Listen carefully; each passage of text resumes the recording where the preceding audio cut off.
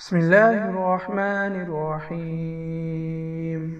جن لوگوں نے مسجد میں ڈانس کرنے والوں کے لیے ویڈیوز بنائی ہیں ان کے لیے انتہائی اہم پیغام۔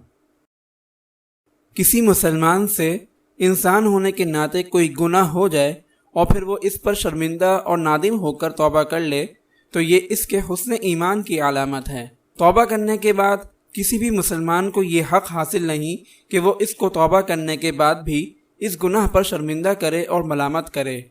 ہاں، اگر اس نے توبہ نہیں کی ہے اور اب تک وہ گناہ کر رہا ہے تو پھر اس کو شرمندہ اور ملامت کر سکتے ہیں،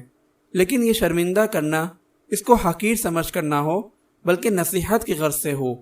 جیسا کہ کہا جاتا ہے کہ گناہ سے نفرت کرو، گناہ گار سے نفرت نہ کرو۔ ابھی کچھ دن پہلے جو مسجد کے اندر ڈانس ریکارڈنگ کا واقعہ پیش آیا، اگرچہ یہ گناہ کی بات ہے لیکن ان لوگوں نے اس گناہ سے شرمندہ ہو کر توبہ کر لی ہے،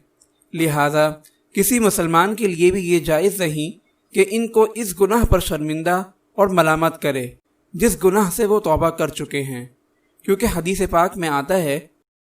آپ صلی اللہ علیہ وسلم نے فرمایا، جس نے اپنے بھائی کو ایسے گناہ پر شرمندہ کیا جس گناہ سے وہ توبہ کر چکا ہے تو یہ شخص اس وقت تک نہیں مرے گا جب تک وہ خود اس گناہ میں مبتلا نہ ہو جائے۔ لہٰذا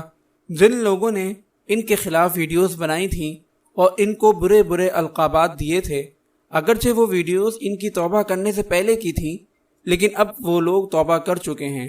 تو یہ ویڈیوز ان لوگوں کے لیے توبہ کرنے کے باوجود بھی شرمندگی کا باعث بنے گی۔ لہٰذا ان ویڈیوز کو یا تو ڈیلیٹ کر دیں